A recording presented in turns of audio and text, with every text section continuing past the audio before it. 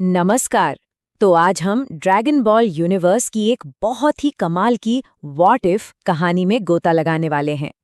एक ऐसी कहानी जो हमें सोचने पर मजबूर कर देती है कि क्या होता अगर बारडॉग का गुस्सा उसे एक सुपर सयान में बदल देता।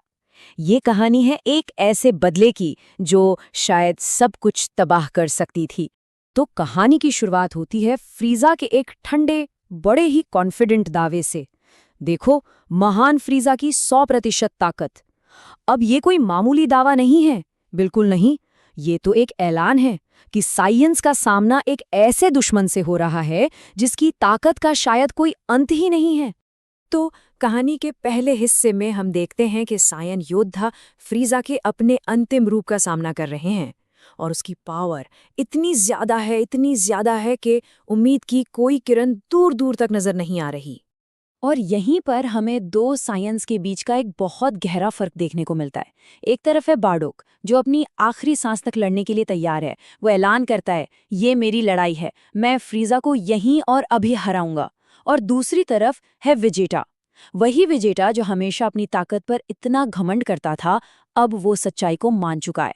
वो कहता है, ठीक है, मैं तो बस आराम से बैठकर तुम्हारी मौत का तमाशा देखूंगा। मतलब एक तरफ निराशा है और दूसरी तरफ जबरदस्त इरादा। और बस यहीं से शुरू होती है एक बेहद क्रूर एक तरफा लड़ाई। पर ये सिर्फ एक लड़ाई नहीं है, नहीं, ये तो एक सैयन की अपने घर, अपने लोगों और अपने भविष्य को बचाने की आखिरी बेबस कोशिश है।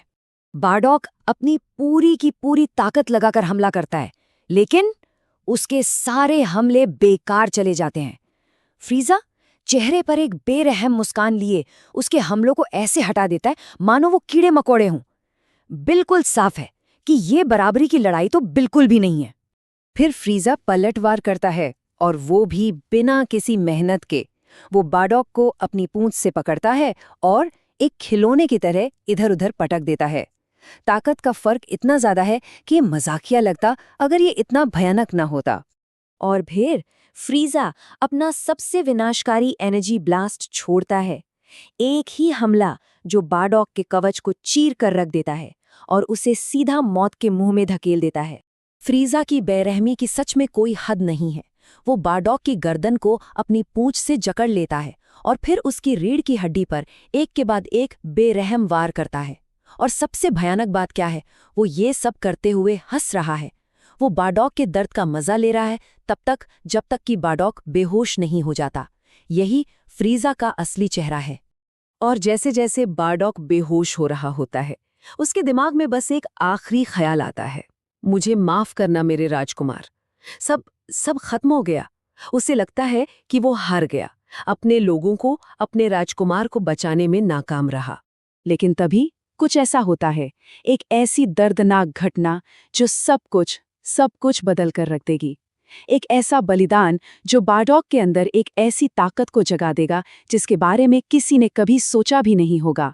बेहोशी के उस गहरे अंधेरे में भी बारडॉक को एक जानी पहचानी आवाज सुनाई देती है जो उसका नाम पुकार रही है। ये कौन हो सकता है? क्या ये आवाज उम्मीद लेकर आई है या फिर कोई और बड़ा खतरा? और फिर युद्ध के मैदान पर कोई ऐसा दिखता है जिसकी वहां होने की किसी ने कल्पना भी नहीं की थी। बारडॉक्स की पत्नी गिने।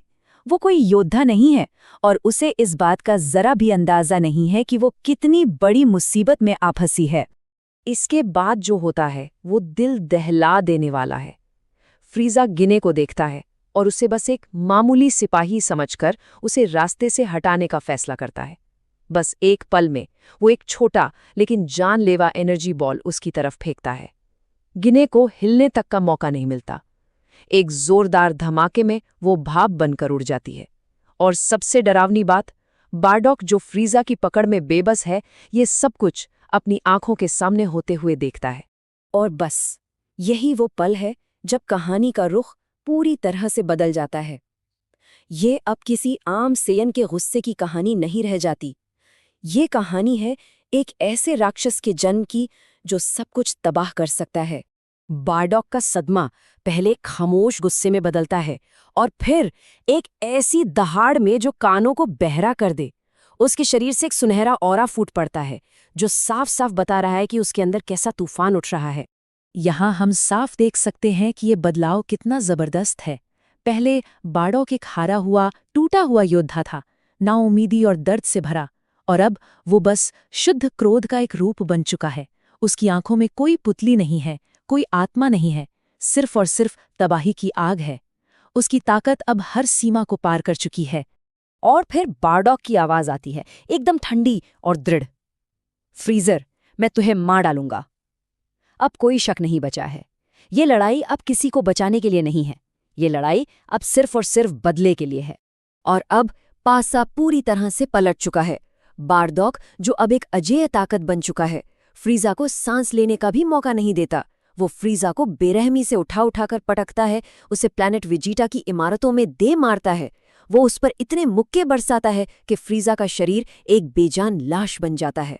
और आखिर में एक बेहद ही भयानक मूव में वो फ्रीजा का सिर 2 हिस्सों में चीर देता है। लड़ाई खत्म, बदला पूरा। तो बारडॉक ने अपना बदला ले लिया, फ्रीजा मारा गया। लेकिन असली सवाल तो ये है कि क्या खतरा सच में टल गया है, या फिर एक बुराई को खत्म करने के चक्कर में एक नई बुराई ने जन्म ले लिया है? देखिए, इसका जवाब इतना आसान नहीं है।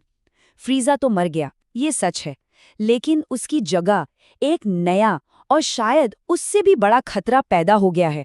बारडॉक अब अपने गुस्से के काबू में नहीं है, और उसकी ये बेहिसाब ताकत अब किसी को भी अपना निशाना बना सकती है, चाहे वो दोस्त हो या दुश्मन। और हम इस कहानी को वेजीटा की इस खौफनाक एहसास के साथ खत्म करते हैं। बारडॉक को जो भी हुआ हो, अब असली खतरा वही है। साइंस ने एक जालिम को तो हरा दिया, लेकिन क्या इस प्रक्रिया में उन्होंने एक राक्षस को जन्म दे दिया है? ये एक ऐसा सवाल है जो हमें सोचने पर मजबूर कर देता है।